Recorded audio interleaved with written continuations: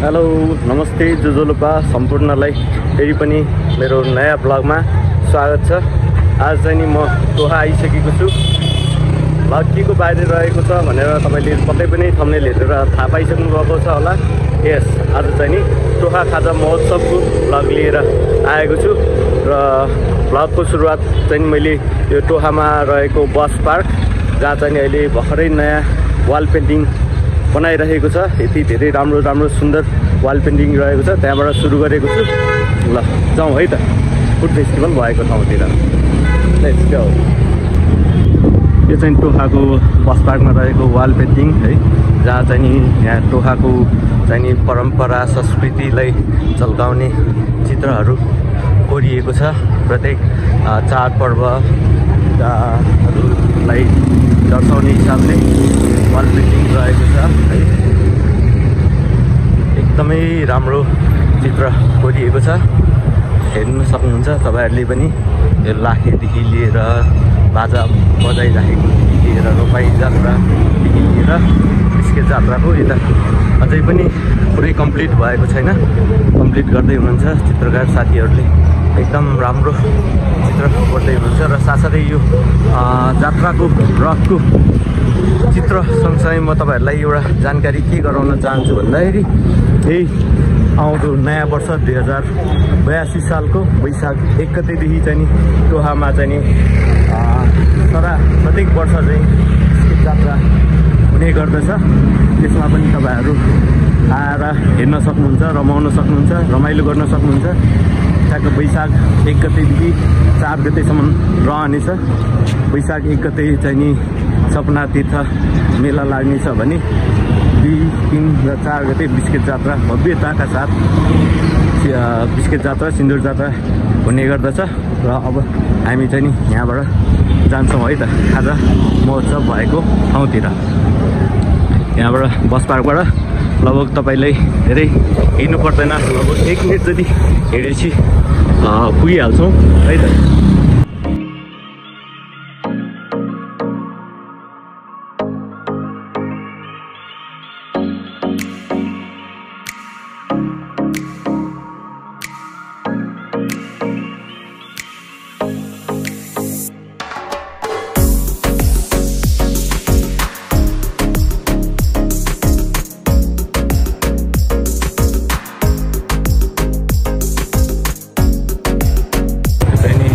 यहाँबाट चाहिँ नि खाजा महोत्सव सुरु हुने गर्दछ। प्रत्येक शनिबार दिउँसो 3 बजेदेखि बेलुकाको 7 बजेसम्म हुने गर्दछ यो नेवारी खाजा महोत्सव।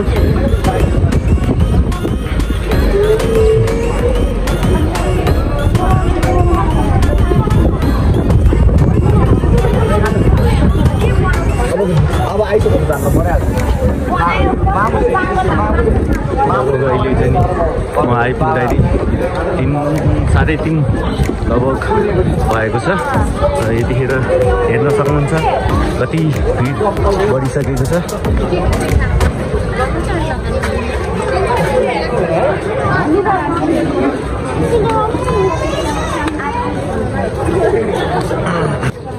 यहाँ चाहिँ नि हजुरहरूले नेवारी पोसाकहरू, ब्यागहरू, नेवारी आइटमहरू पनि पाउन सक्नुहुनेछ है। यो चाहिँ नि झोला, नेवारी पोसाकहरू। यो चाहिँ नि हाम्रो टोहाको विशेष आइटम है, चाकु, गुवा चाकुदेखि लिएर पुस्तकारीदेखि लिएर यहीँ लोकल उत्पादन हो।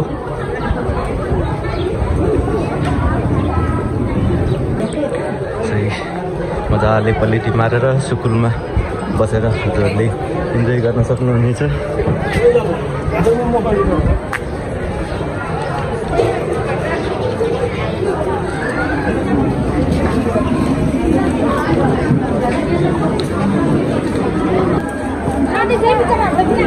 यो चाहिँ नि उहाँले यमरी बनाउँदै हुनुहुन्छ है।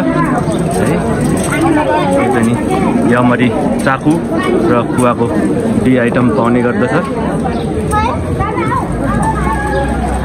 त्यसरी त्यो चामलको पिठोलाई रोल गर्दै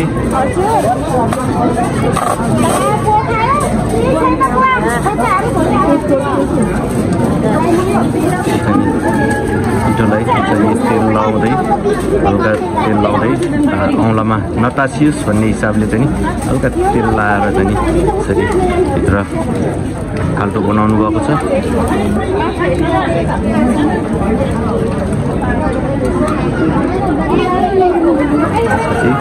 यो चाहिँ चाकु सहितको मसलाहरू राखेर तयार पारिसक्नु भएको थियो र यसलाई नाइका नरिवल धुलो चाकु सबै मिसाएर चाहिँ राख्नु भएको छ। अब यसरी लास्टमा यसलाई बन्द गरेर यसरी यमरी रेडी भएको छ। यो चाहिँ अब स्टिम गर्न बाँकी आइटम है। यो चाहिँ नि हाम्रो नेवारी आइटम 12 बनाउँदै हुनुहुन्छ उहाँले चाहिँ।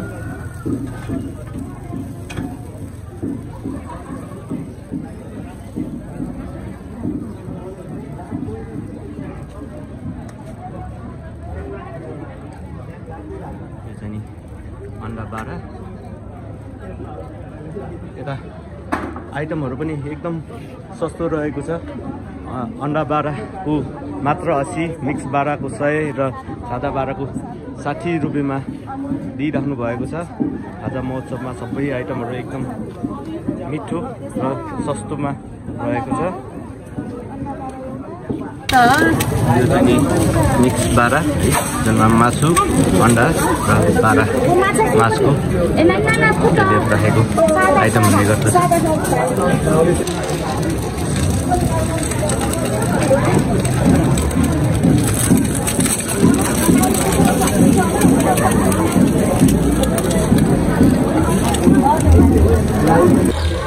एउटा एक प्लेट खाजा सेट राखिदिनु है। हजुर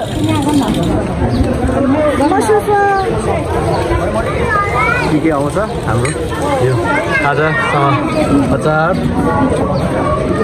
लसुन सालेको अनि भटमास,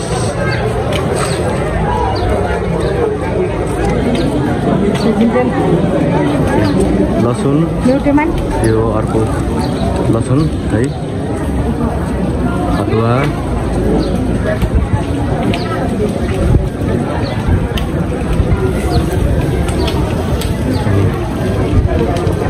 बोडी,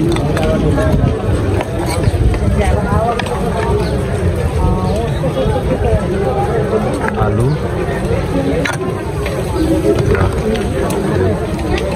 लास्टमा चेला, बफ चेला।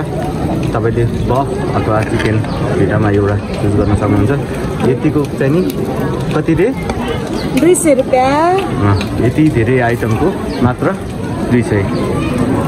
यदि तपाईँले चिकन चाहनुहुन्छ भने चिकन पनि अप्सन रहेको छ, प्राइस चाहिँ सेम रहेको छ र जुजु ताउ पनि एभाइलेबल रहेको छ।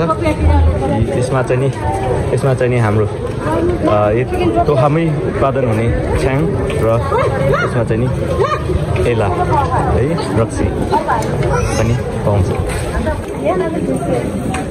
यो चाहिँ नि टोखामा यहीँ उत्पादित हुने चिउरा है, लोकल तरिकाले पुरानो तरिकाले बनाइने चिउरा रहेको छ। यहाँ चाहिँ नि यो टाइचिन चामललाई चाहिँ नि उसिनेर रातभरि पानीमा भिजाएर अनि त्यसपछि यसरी चाहिँ नि चिउरा बनाउने गरिन्छ। यो चाहिँ नि पछि हाँडीमा यसरी कुटेर अनि हेर्नुहोस् यसरी कुट्ने गर्दछ।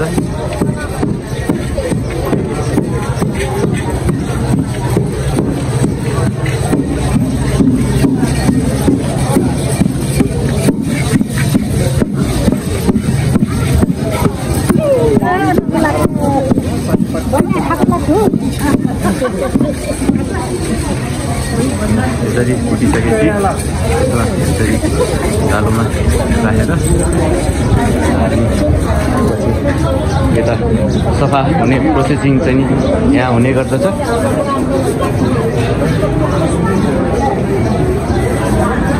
यो चाहिँ खानाको लागि रेडी भयो।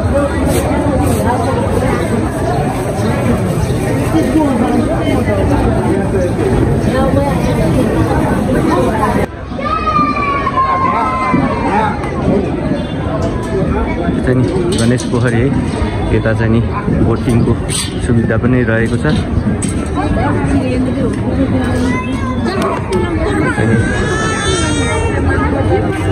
पोखरीमा बसेर सो 2 राउन्ड घुमाउने गर्दछ। 2 राउन्डको चाहिँ नि बच्चाहरूको चाहिँ नि जम्मा 20 रुपियाँ र ठुलोहरूको चाहिँ नि 50 रुपियाँ शुल्क रहेको छ। तपाईँहरू पनि आएर यसरी खाजा खाँदै पछि बोटिङको पनि मजा लिन सक्नुहुनेछ।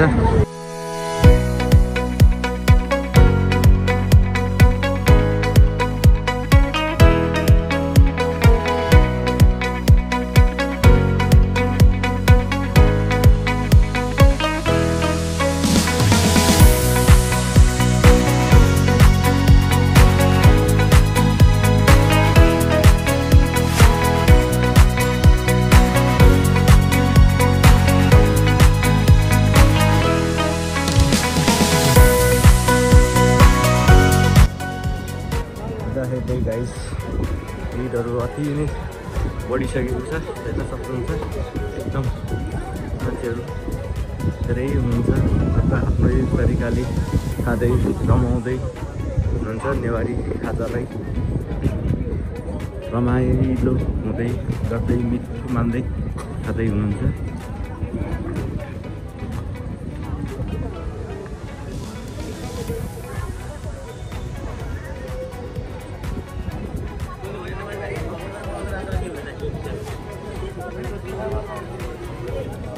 चाहिँ नि रक्सी पनि एकदम नरमदेखि बडासम्मको रक्सीहरू पनि पाउने गर्दछ।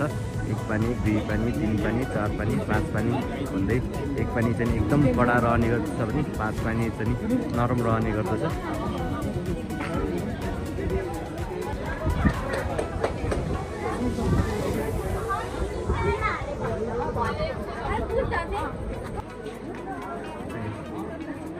ताजा आइटमहरू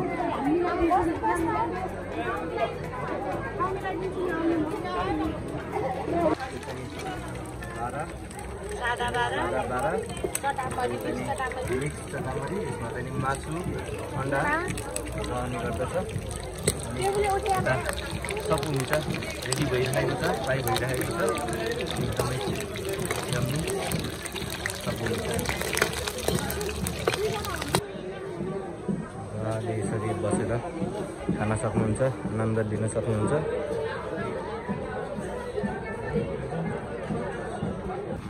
यो चाहिँ नि यमरी बनाइराख्नु भएको थियो भने अहिले पाकेर हेर्नुहोस् त एकदम टेस्टी देखिएको छ।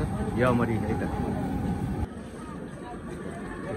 पकौडा, पोटाटो ट्विस्ट, आलु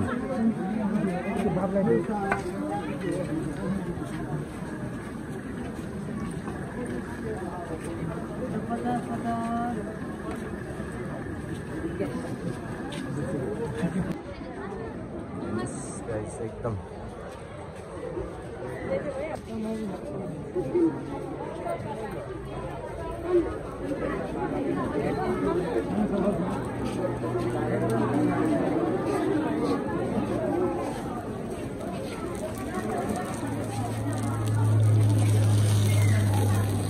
सादा बनाएर बनिरहेछ भने यता चाहिँ हेर्नुहोस्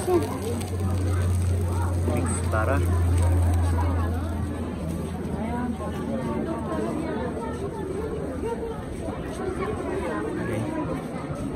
यता चाहिँ नि यमरी बनाउँदै हुनुहुन्छ। बनेको रेडी बनाइसकेको, पाक्न बाँकी। यो चाहिँ पिठो मुसेर राख्नु भएको छ है उहाँहरूले।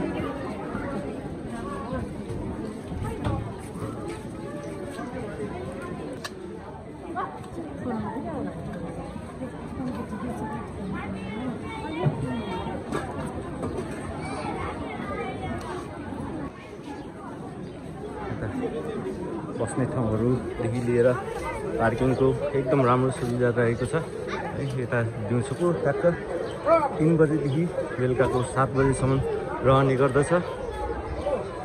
तपाईँहरू पनि आउन सक्नुहुनेछ र खासै महँगो पनि रहेनछ। सबै कुराहरू एकदमै सस्तो ल अब 1000 रुपियाँ लिएर आउनुभयो भने तपाईँलाई एकदम इनफ एन्ड इनफ हुनेछ र अब थोरै खानेहरूको लागि त झन् 2 जनाको लागि नै पुग्ने अनुसारको प्राइस रहेको छ यहाँ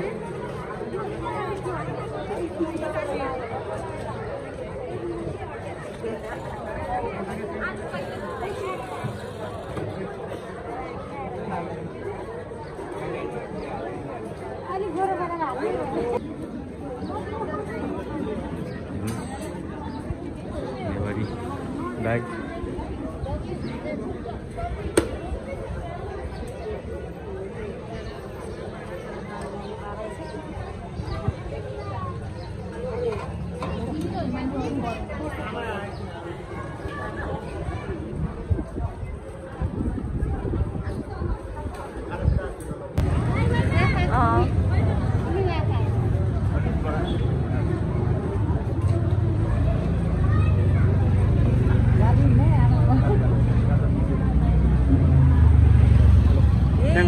Cheers! Cheers! कस्तो छ एकदम मिठो तपाईहरु पनि मिठो मिठो गुलियो गुलियो छाङ खानु मन छ भने आइदिनु होला Cheers है सबैजनालाई ल साथीहरु म चाहिँ नि अब खाजा महोत्सवमा तन्न खाएर रमाएर निस्किसकेको छु र तपाईहरुलाई भिडियो कस्तो लाग्यो कमेन्ट बक्समा लेख्न नबिर्सिनु होला र भिडियोलाई मन परेमा लाइक कमेन्ट शेयर गर्न नबिर्सिनु होला आजसम्म हेरिदिनु भएकोमा सम्पूर्णलाई धेरै धेरै धन्यवाद see you in next video thank you